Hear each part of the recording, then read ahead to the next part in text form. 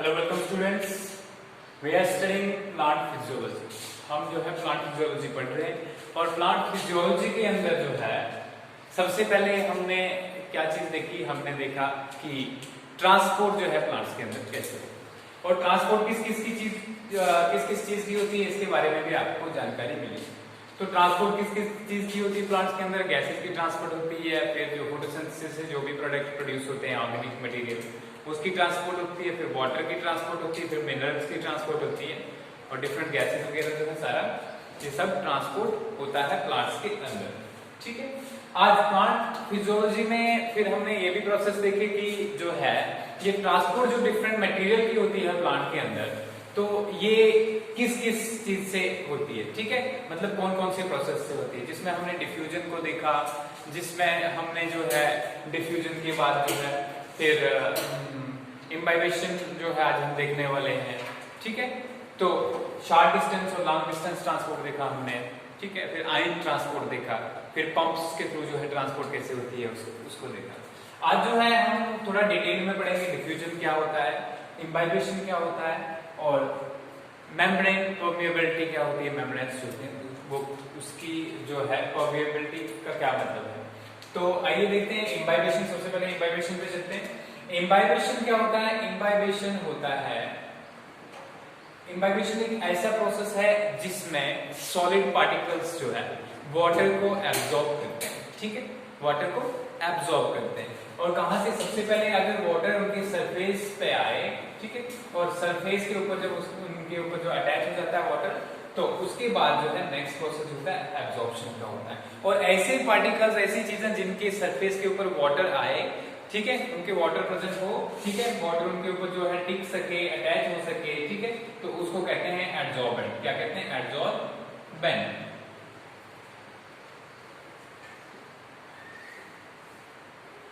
ठीक है, क्लियर हो गया? एड्सॉर्बेंट कहते हैं उनको। और एड्सॉर्बेंट अगर जो है उनके अंदर कैपिलरी एक्शन से वो एड्सॉर्बेंट अगर सरफेस से पानी जो है अंदर की तरफ जाने लगे, तो ऐसी चीजों को क्या, फिर इस चीज को क्या कहते हैं? एब्जॉर्प्शन। ठीक है, दो चीजें देखिए, एक बार फिर से मैं इसको रिपीट करता हूं। दो प्रोसेसेस हैं यहां पे, एक है एब्जॉर्प्शन और एक है एब्जॉर्प्शन। दो डिफरेंट प्रोसेस। यहां पे एब्जॉर्प्शन दोनों आप केमिस्ट्री में आपने पढ़े भी होंगे या पढ़ने वाले होंगे अभी। एब्जॉर्प्शन होता है अटैचमेंट ऑफ ए सबस्टेंस, ठीक है, on its surface. Attachment of A substance, ठीक है, on a different substance, on the surface of a different substance. ठीक है, सपोज कीजिए हमारे पास कोई दो चीजें हैं, ठीक है, जैसे मान लीजिए हमारे पास वाटर है हमारे पास, और हमने एक क्लॉथ लिया।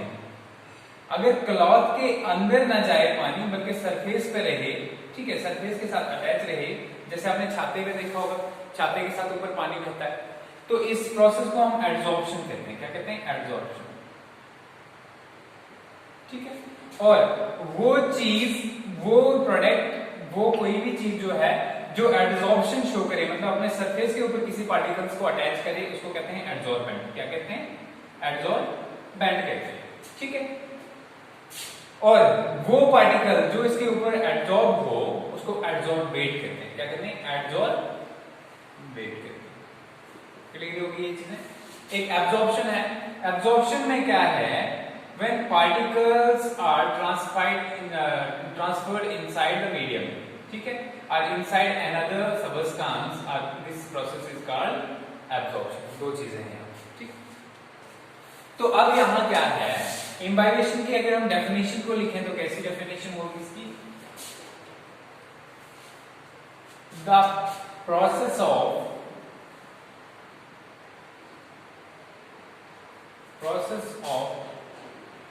absorbing up of water molecules by solid particles of an adsorbent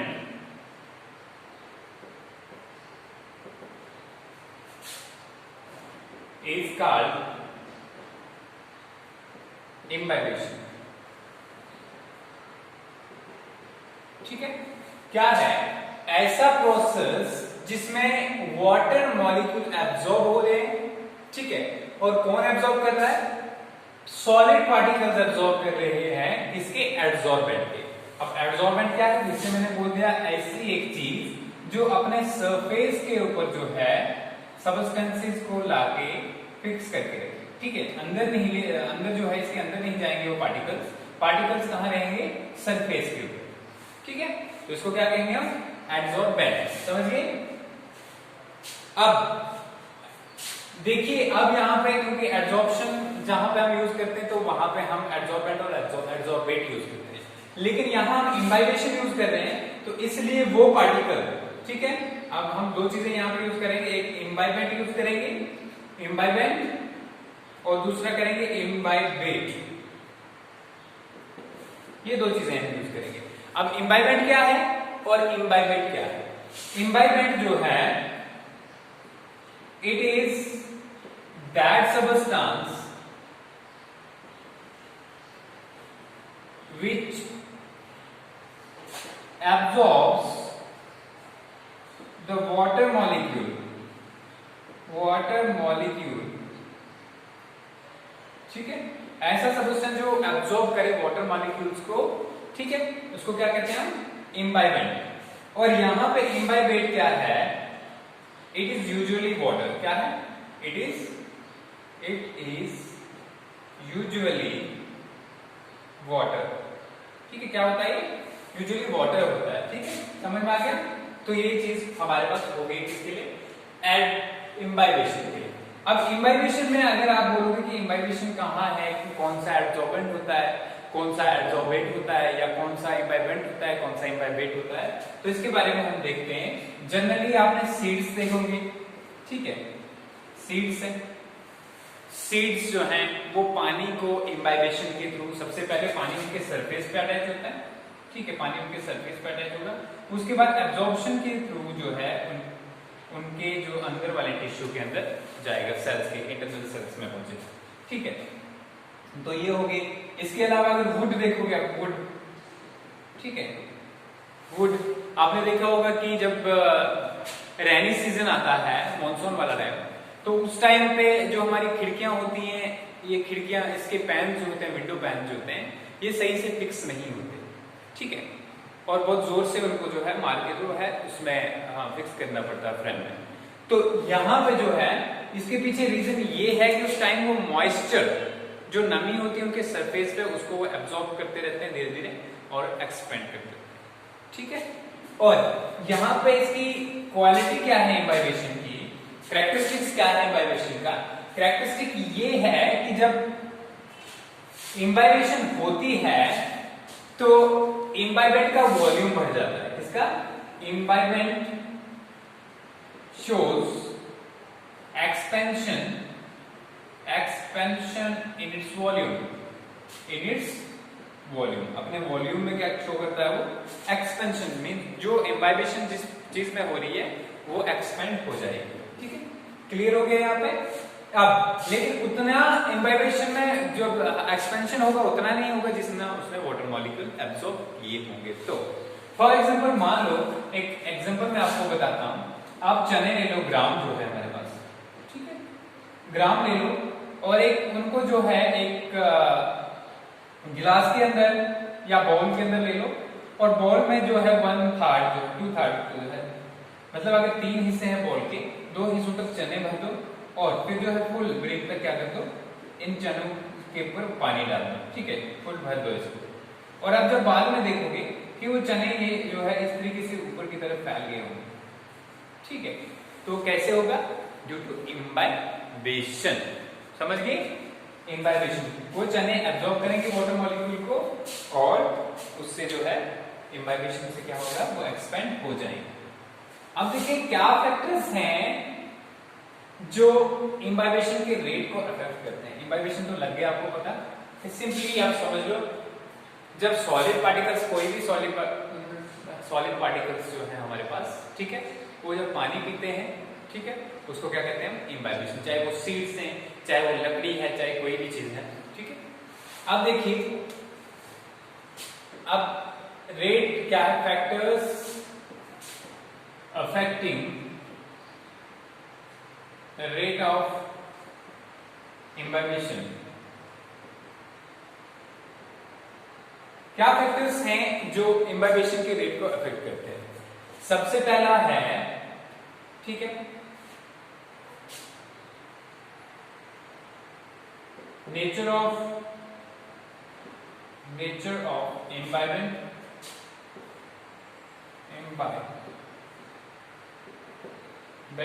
ठीक है, जिसमें इसकी डेंसिटी आ सकती है, ठीक है।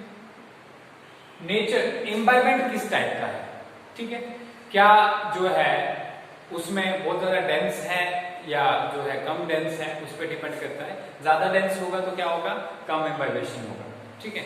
और यहां पे जो है नेचर ऑफ इम्बाइबेट,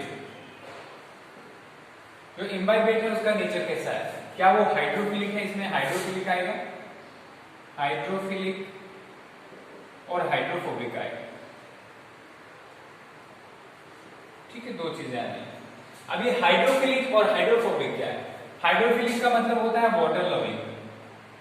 वाटर लविंग का क्या मतलब है, जो पानी के साथ इजिली जो है रिएक्ट कर लेता है, उसको क्या कहते हैं, हाइड्रोफिलिक। और हाइड्रोफोबिक जो है, जो पानी को अपने पास नहीं आने देता, ठीक है, समझ गए। अब सपोज करो जैसे करके अगर हम बात करें, हमारी जो प्लांट्स की सेल वॉल्स होती हैं उसमें या तो काइटिन प्रेजेंट होता है, ठीक है, या सेलुलोज प्रेजेंट होता है।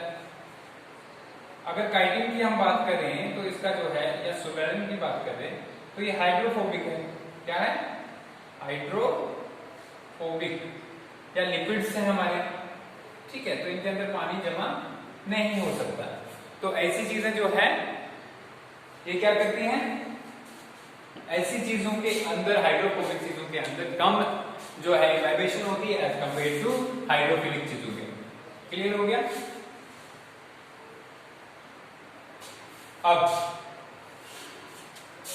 सबसे ज्यादा इम्बाइबेशन पोटेंशियल किस चीज में होता है? सबसे ज्यादा इम्बाइबेशन पोटेंशियल होता है फाइकोलॉइड्स में। फाइकोलॉइड्स में प्लांट के प्रोडक्ट्स होते हैं, क्या होते हैं, प्लांट प्रोडक्ट्स। इसके बाद होता है प्रोटीन्स में। प्रोटीन्स भी पानी जो है बहुत ज्यादा पीती हैं, ठीक है। प्रोटीन्स के बाद जो है फिर डिफरेंट चीजें बाकी आती हैं। अगर हम बात करें फिर लिपिड्स की बात करें, लिपिड्स की बात करें तो ये हाइड्रोफोबिक होते हैं, क्या होते हैं, हाइड्रोफोबिक। क्लियर हो गया इम्बाइबेशन के रिलेटेड? इम्बाइबेशन क्या है, मूवमेंट ऑफ वाटर मॉलिक्यूल्स या absorption of water molecules by the particles, by the solid particles of an adsorbate is known as imbibition। ठीक है, क्लियर हो गया? ये फैक्टर्स देख लिए क्या क्या इन्फ्लुएंस करते हैं इसको। अब देखते हैं हम डिफ्यूजन। हमने कल भी डिफ्यूजन को देखा था, लेकिन आज इसको थोड़ा और डिटेल में पढ़ेंगे। डिफ्यूजन क्या है, कहां कहां होता है, किस किस चीज के लिए जो रिस्पॉन्सिबल है ये, ठीक है। और पहले इंपॉर्टेंस देख लेते हैं, पहले इसकी इम्बाइबेशन की इंपॉर्टेंस देख लेते हैं। क्या इंपॉर्टेंस है, इंपॉर्टेंस ऑफ इम्बाइबेशन। अगर इंपॉर्टेंस की बात करें इम्बाइबेशन की, तो इंपॉर्टेंस में क्या है, सबसे पहली चीज जो है rupturing of seed code. Rupturing of seed code, ये रप्चरिंग ऑफ सीड कोड है क्या, जो सीड्स की कवर्स होते हैं जब वो रप्चर होंगे तभी सीडलिंग्स निकलेंगे। सबसे पहले जब सीड ग्रो करते हैं तो होता क्या है, शुरू में वो पानी को एब्जॉर्ब करते हैं और उनके सीड कोड्स टूट जाते हैं, ठीक है। जब वो सीड कोड्स टूट जाते हैं तो उससे क्या होता है, उससे जो है नई सीडलिंग बाहर आती है। तो रप्चरिंग ऑफ सीड कोड के लिए कौन रिस्पॉन्सिबल है, इम्बाइबेशन। दूसरा, ठीक है, growing out of seedling, growing out of seedling. जब नया सीड ग्रो करता है तो उससे एम्ब्रियो नया ग्रो करता है और नया प्लांट निकलता है। तो आपने देखा होगा धरती से जब वो निकल रहा होता है, चाहे पत्थर हो उसके ऊपर कुछ भी हो, तो वो जो है ऊपर हो जाता है, ठीक है, निकल जाता है। तो इसे किसकी वजह से, कौन है रिस्पॉन्सिबल इसके लिए, ठीक है। तीसरा सिग्निफिकेंस क्या है इम्बाइबेशन का, ठीक है, एक्सपेंडिंग अप ऑफ, एक्सपेंडिंग जो अभी आपको मैंने बताया, expanding up of window pans, window pans, जो विंडो पैन्स हमारे मॉनसून के दौरान जो है वो किससे फैलते हैं, इम्बाइबेशन से, ठीक है। Number 4, expanding up of would logs, ठीक है। जो वुड logs बड़ी बड़ी जो हम लकड़ी के जो है अगर उनको पानी के साथ एक्सपोज करें तो वो भी जो है फैल जाते हैं।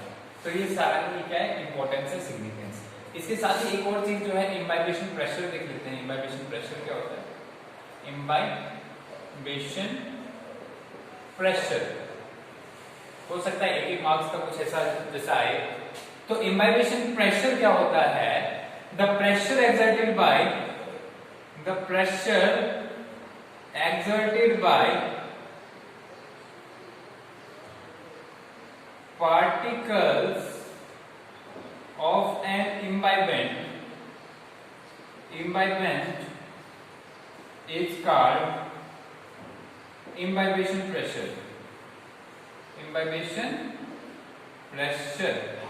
ठीक है, क्लियर हो गया। तो प्रेशर जो कौन एक्सर्ट करता है, कौन लगाता है, जो इम्बाइबेंट जो होता है, ठीक है, जिसके अंदर इम्बाइबेशन हो रही है, वो जब प्रेशर एक्सर्ट करता है कैसे, एक्सपेंशन की वजह से, तो उसको क्या कहते हैं, इम्बाइबेशन प्रेशर। और वही इम्बाइबेशन प्रेशर जो है रप्चरिंग ऑफ सीड कोट के लिए रिस्पॉन्सिबल है, ग्रोइंग ऑफ सीडलिंग के लिए रिस्पॉन्सिबल है, एक्सपेंडिंग ऑफ विंडो पैन्स के लिए रिस्पॉन्सिबल है, ठीक है, समझ आ गया, ओके।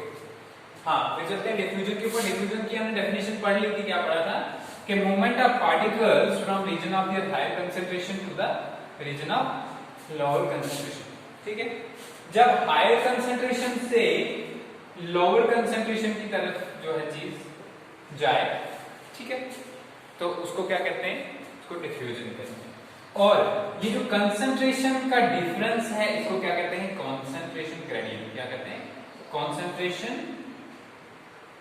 ग्रेडियंट, ठीक है। अब एक कॉन्सेंट्रेशन ग्रेडियंट जो है हमारे पास, इस कॉन्सेंट्रेशन ग्रेडियंट में जो है इसका इंपॉर्टेंस है, क्योंकि आगे जो हम ये हायर कंसंट्रेशन लोअर कंसंट्रेशन बार बार नहीं बोलेंगे, हम सिंपली क्या बोलेंगे, कॉन्सेंट्रेशन ग्रेडियंट, ठीक है, क्लियर हो गया। अब देखते हैं हम डिफ्यूजन प्रेशर क्या होता है, जैसे कि इम्बाइबेशन प्रेशर था, ठीक है, तो उसी तरीके से जो है डिफ्यूजन प्रेशर भी होता है। डिफ्यूजन प्रेशर क्या है, अब डिफ्यूजन प्रेशर, ठीक है, the pressure exerted by particles of diffusing substance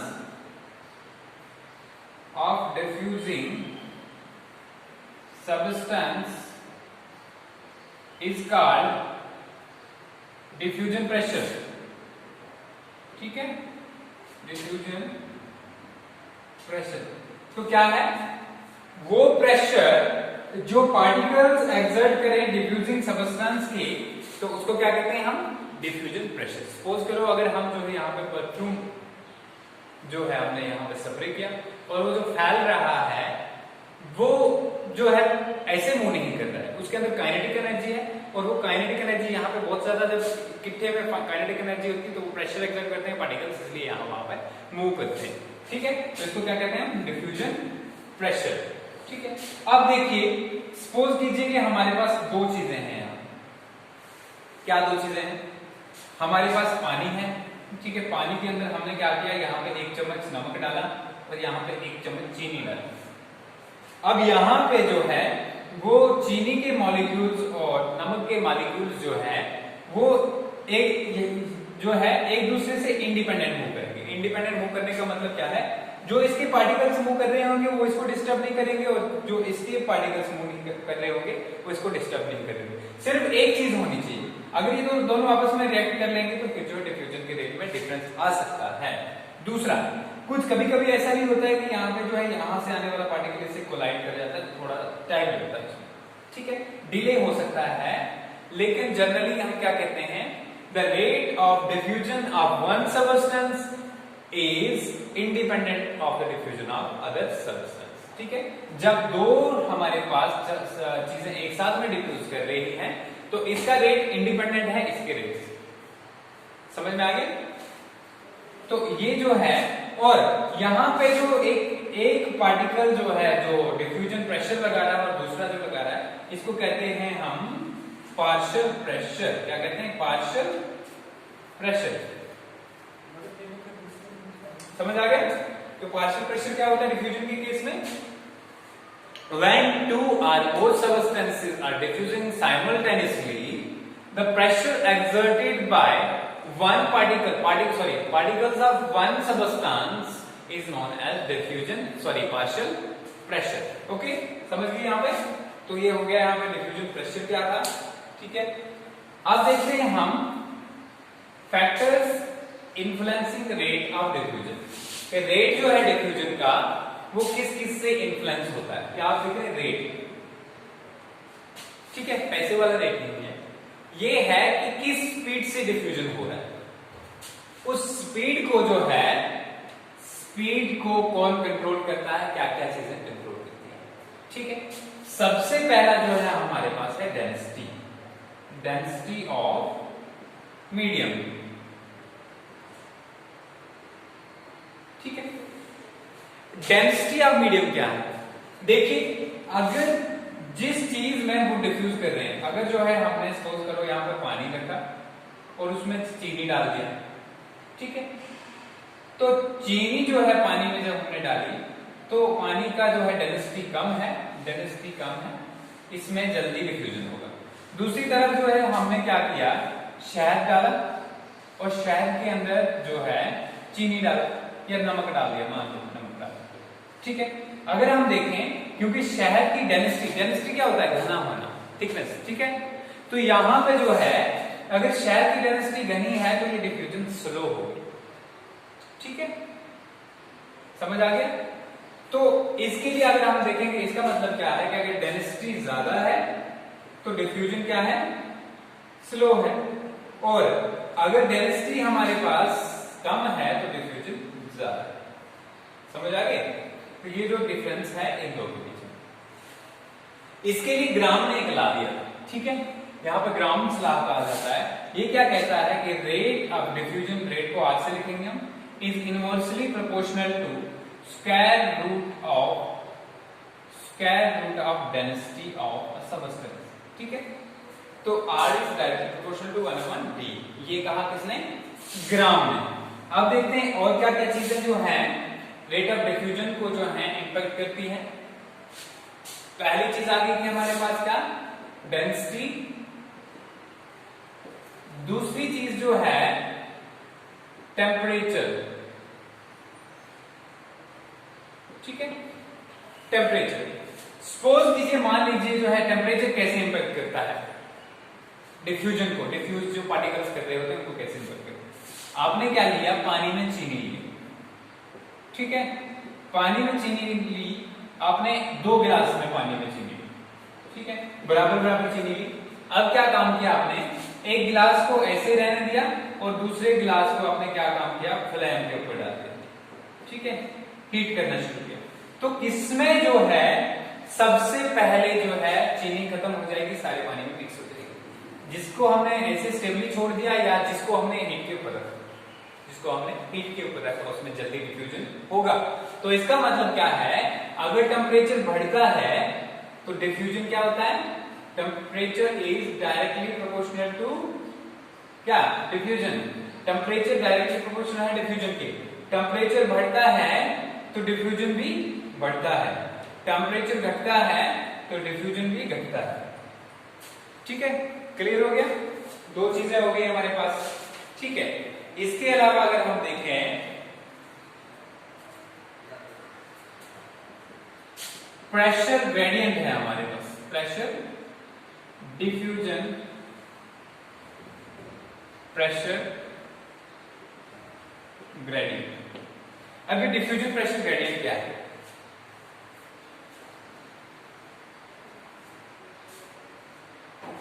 देखिए मैंने पहले आपको बताया, सपोज कीजिए कि यहां पे जो है हमारे पास जो है ये क्या कहते हैं पार्टिकल्स में जो डिफ्यूज कर रहे हैं, अगर वो जितनी ज्यादा कंसंट्रेशन में होंगे तो उतने जल्दी डिफ्यूज करेंगे, वो जितनी कम कंसंट्रेशन में होंगे उतने स्लो डिफ्यूज करेंगे।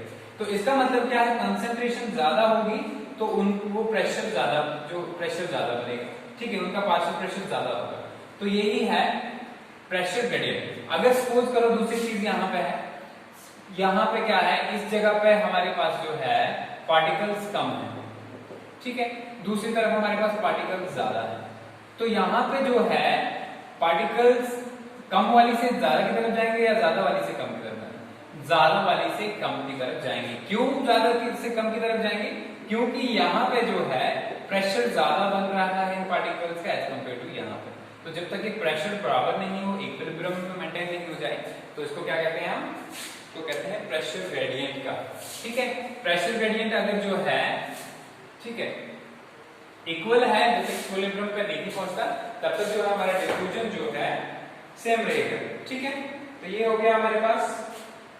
इसके अलावा अगर परमिएबिलिटी की बात होती है, परमिएबिलिटी ऑफ मीडियम,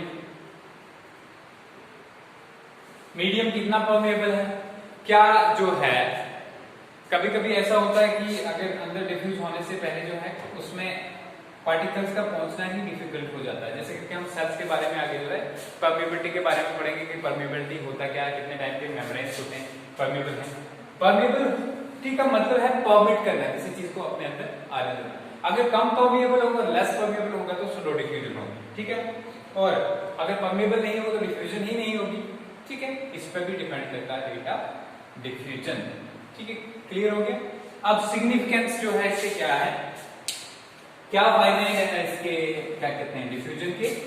तो डिफ्यूजन के फायदों की अगर हम बात करें तो हमारे पास डिफ्यूजन के फायदे जो हैं, सबसे पहले क्या है, जो ट्रांसपोर्ट है प्लांट के अंदर, हमने शॉर्ट डिस्टेंस और लॉन्ग डिस्टेंस ट्रांसपोर्ट पढ़ा था।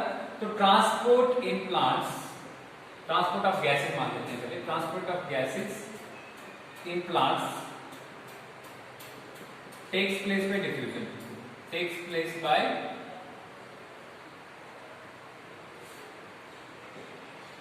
डिफ्यूजन, ठीक है। ट्रांसपोर्ट जो है वो किसके थ्रू होती है? डिफ्यूजन के थ्रू। इसके अलावा अगर हम बात करें एक्सचेंज ऑफ गैसेस जो है वो सब किसकी वजह से होती है? डिफ्यूजन की वजह से। एक्सचेंज ऑफ गैसेस का एटमॉस्फेयर है ना हमारा, एटमॉस्फेयर में जो है एटमॉस्फेयर में क्या होता है, CO2 की कंसंट्रेशन अगर ज्यादा होती है तो प्लांट्स जो है CO2 लेते हैं अंदर, ठीक है। प्लांट्स के अंदर O2 की कंसंट्रेशन ज्यादा होती है तो बाहर फेंक देते हैं। तो ये डिपेंड करता है प्रेशर पर, अंदर O2 का प्रेशर ज्यादा है, बाहर कम है, इसलिए प्रेशर से बाहर आ रही है। इसी तरीके से बाहर CO2 का प्रेशर ज्यादा है, प्लांट के अंदर कम है, इसलिए CO2 अंदर जा रही है, ठीक है। ये किस पे डिपेंड करता है? पार्शियल प्रेशर पे। अब हम इससे पहले देखेंगे मेम्ब्रेन परमिएबिलिटी क्या होता है। मेम्ब्रेन परमिएबिलिटी को देखते हैं यहाँ, लास्ट वाला जो है हमारा टॉपिक मेम्ब्रेन परमिएबिलिटी। अब मेम्ब्रेन परमिएबिलिटी क्या है? अब परमिएबिलिटी होता है किसी चीज को परमिट करना, ठीक है। तो परमिएबिलिटी के बेस पे मेम्ब्रेन डिफरेंट टाइप्स के हैं। ऐसे मेम्ब्रेन हैं जो परमिट नहीं करते, उनको कहते हैं इम्परमिएबल मेम्ब्रेन। क्या कहते हैं? Impermeable membranes. और दूसरी बात करें, कुछ मेम्ब्रेन्स एलो करते हैं तो उनको कहते हैं परमिएबल। कुछ जो हैं आधी चीजों को परमिट करते हैं तो वो जो है उनको कहते हैं सेमी परमिएबल। और कुछ चीजें जो है सिलेक्ट वाली चीजों को, सिलेक्ट चीजों को जो परमिट करते हैं तो उनको कहते हैं सिलेक्टिवली परमिएबल। अब एग्जांपल की बात करें इम्परमिएबल में, मैंने पहले बताया था आपको कि जैसे सुपरराइज्ड सेल वॉल है, सुपरराइज्ड लिख लेंगे, सुपरराइज्ड सेल वॉल है हमारे पास, ठीक है। क्यूटिनाइज्ड सेल वॉल है, क्यूटिन वाली सेल वॉल, ठीक है, कटिकल जो हमने पढ़ा था। इसके अलावा इम्परमिएबल की अगर हम बात करें, ठीक है, ये इम्परमिएबल के अंदर आएगी। अगर परमिएबल की बात करें जो परमिट करती है तो सेलुलोस वाला, ठीक है, सेलुलोस वाली सब कुछ एलो करती है, ठीक है। सेमी परमिएबल करे तो जो आधी चीजों को एलो करे, ठीक है। जैसे कि एग है, एग का मेम्ब्रेन है हमारा, ठीक है। ये क्या होता है? या हमारा जो है क्या कहते हैं इसको, यूरिनरी ब्लैडर है, ठीक है। इसके अलावा सिलेक्टिवली परमेबल की बात करें तो प्लाज्मा मेम्ब्रेन जो है, प्लाज्मा मेम्ब्रेन सेल का क्या होता है, सिलेक्टिवली परमेबल। फिर परमेबिलिटी की मेम्ब्रेन की कौन चीज अलो करता है, कौन चीज नहीं अलो करता है, ठीक है। इसके साथ ही हम नेक्स्ट बाद में पढ़ेंगे, थोड़ा सा मैं आपको जो है ब्रीफ डिस्क्रिप्शन दे देता हूँ। हमने पढ़ा imbibition. Imbibition is the process of absorption of water molecules by the solid particles of an adsorbent, ठीक है। जब एक एड्सॉर्बेंट सॉलिड पार्टिकल्स को एब्जॉर्ब करता है तो उसको क्या कहते हैं, इम्बाइबेशन, ठीक है। इम्बाइबेशन का इंपॉर्टेंस क्या है, रप्चरिंग ऑफ सीड कोट जो फटता है, जो ग्रोइंग ऑफ सीडलिंग्स, जो सीडलिंग ग्रो करती है वो किसकी वजह से होती है, इम्बाइबेशन की। Then what are the factors affecting imbibition. Imbibition जो है किस पे डिपेंड करती है, तो इम्बाइबेशन डिपेंड करती है कि क्या जो है मीडियम जो है जिसमें इम्बाइबेशन हो रही है वो हाइड्रोफिलिक है, जो है हाइड्रोफोबिक, ठीक है। इसके बाद जो है डिफ्यूजन की बात हुई, डिफ्यूजन प्रेशर की बात हुई, इम्बाइबेशन प्रेशर की बात हुई, ठीक है। फिर factors influencing rate of reaction हुआ, फिर ग्राम्स लॉ को भी देखा हमने जो बताता है कि डेंसिटी पे डिपेंड करता है डिफ्यूजन। फिर सिग्निफिकेंस क्या इंपॉर्टेंट है, और permeability of membrane. Permeability of membrane को थोड़ा सा फिर से मैं एक्सप्लेन करने की कोशिश करूंगा। Permeability is the process of allowing something to move inside it, ठीक है, to permit something simply. And on the basis of this, the membranes in the biology or plants are of four types. Impermeable membrane that do not allow any substance to pass through it, such as suberyl cell wall are there, and the lignin deposit cell walls, lignified cell walls are there. And there is another type that is permeable membrane, those membranes that allow everything to move inside and outside it, such as cellulose cell wall are there. And then is we have selectively semi-permeable membrane. Semi-permeable membrane are those membranes which allow mostly solvents to pass through it. For example, we have egg membrane, then parchment membrane is there. And the last one is selective permeable membrane. And what is selective permeable membrane? Selective permeable membrane are those permeable membrane which allow selected things to move through it. Okay. For example, plasma membrane of all cell is selectively permeable. Okay. Done.